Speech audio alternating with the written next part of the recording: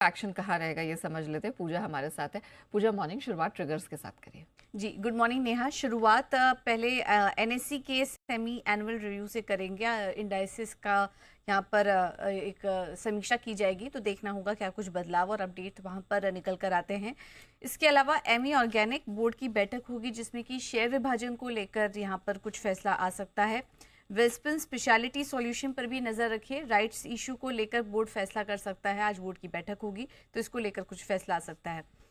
थंगमाइल jewelleries rights issue आज से खुलेगा 4 मार्च तक, और जिसके जरिए करीब 410 करोड़ रुपए जुटाने की योजना। इशू साइज माफ कीजिए, इशू साइज 510 करोड़ रुपए है, और जो प्राइस है वो 1400 के भाव पर ये राइट्स इशू लाया जाएगा। इसके अलावा मनप्पुरम फाइनेंस आज एक्स डिविडेंड कारोबार करेगा। कंपनी ने ₹1 प्रति शेयर के अंतरिम डिविडेंड की घोषणा की थी, तो आज ये एक्स डेट कारोबार होगा। आरबीआई की अपने एमपीसी का जो बैठक हुई थी उसके मिनट्स आज जारी होंगे, और उसमें से भी क्या कुछ की पॉइंट्स निकल कर आते हैं, इस पर हमारी नजर रहेगी। अब बात करते हैं ग्लोबल मार्केट्स की। यूके में फरवरी महीने के कंज्यूमर कॉन्फिडेंस के आंकड़े आएंगे, और यूएस में भी फरवरी महीने के कंज्यूमर एक्सपेक्टेशन के आंकड़े आएंगे। तो ये 2 आंकड़े रहेंगे, काफी इंपॉर्टेंट होगा देखना कि किस तरह का डेटा वहां से निकल कर आता है।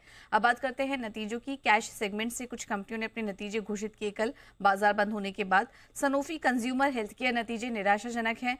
आय में गिरावट आई है 24% की, मुनाफा भी घटा है 34% से, मार्जिन 39.8% से घटकर 36% आए हैं, और कामकाजी मुनाफे में भी 31% की गिरावट कंपनी ने दर्ज की है।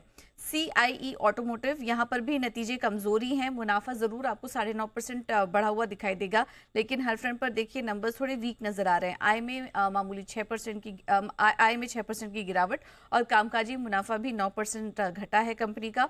मार्जिन 14.6% से घटकर 14.2% के आए हैं इस बार।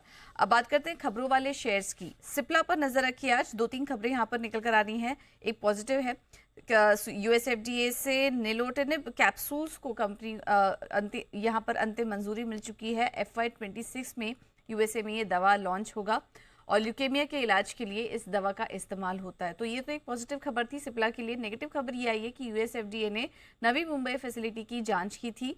18 से 20 फरवरी के बीच ये जांच हुई थी, और इसमें फॉर्म 483 के साथ 2 आपत्तियां जारी हुई हैं। तो इन खबरों के चलते आज सिप्ला फोकस में रहेगा।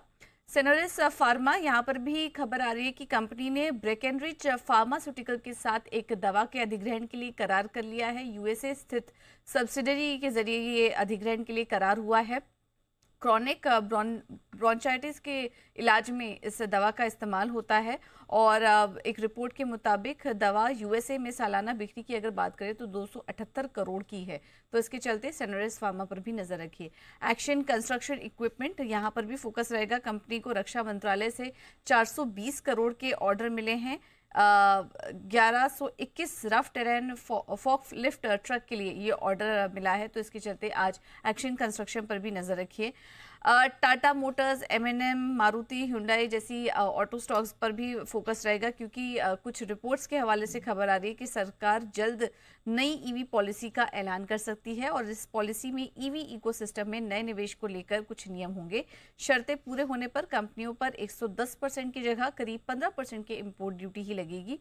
मार्च में इस पॉलिसी का अनाउंसमेंट हो सकता है। और एक और खबर आ रही है ब्लूमबर्ग के हवाले से, टेस्ला पहली ईवी शिपमेंट के साथ भारत में प्रवेश करने की योजना है। पिछले काफी समय से ये खबरें आ रही हैं मार्केट में, लेकिन अब बात की जा रही है कि इसी साल Q3 से भारत में बिक्री भी शुरू कर सकती है। तो ये ब्लूमबर्ग के हवाले से रिपोर्ट आ रही है। इन तमाम खबरों के चलते आज ऑटो स्टॉक्स फोकस में रह सकते हैं। CDSL पर नजर रखिए। पीटीआई के हवाले से यहाँ पर खबर आ रही है कि NSDL अगले महीने IPO लेकर आ सकती है। 3000 करोड़ के IPO लाने पर यह बात की जा रही है। नारायण हृदयालय भी फोकस में रहेगा। कोलकाता में 1100 बेड के अस्पताल की कंपनी ने नींव रखी है। 3 से 10 साल में क्षमता विस्तार धीरे धीरे करेगी, और FY28 से 29 में पहले चरण के तहत 350 बेड यहाँ पर जुड़ेंगे। पहले चरण में करीब 900 करोड़ के निवेश की भी कंपनी की योजना है। बात करते हैं कामत होटल्स की।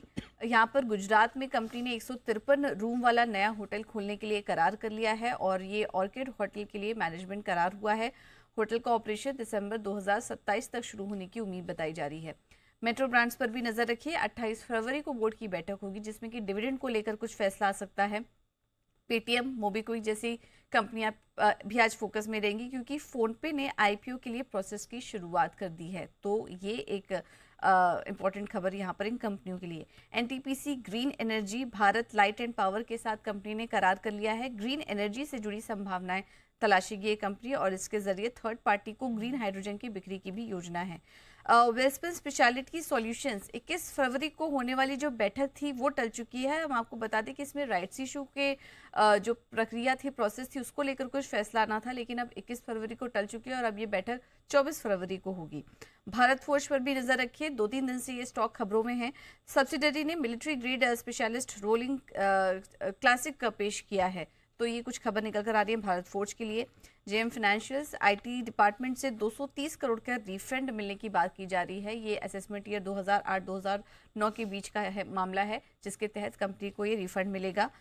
इसके अलावा लगातार प्रमोटर एक्शन बने हुए हैं। इस बीच हिंडवेयर होम इनोवेशन की बात करें तो यहाँ पर प्रमोटर की तरफ से खरीदारी हुई है करीब 1.25 लाख शेयर्स की, और हिस्सेदारी 52.54% से बढ़कर 52.6 हो चुकी है।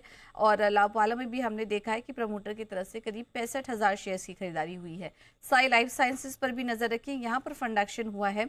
स्मॉल कैप वर्ल्ड ने कंपनी के करीब 10.5 लाख शेयरों की खरीदारी की है, और जो इनकी हिस्सेदारी है वो 1.35% से बढ़कर 1.85% हो चुकी है। तो ये कुछ फंड एक्शन भी हुए हैं, इस पर भी फोकस रहेगा। ऑलराइट, चलिए खबरें भी बहुत सारी है, प्रमोटर एक्शन भी पर्टिकुलरली है जिस पर हम खास नजर रखने वाले। थैंक यू पूजा पूरी डिटेल के लिए। आइए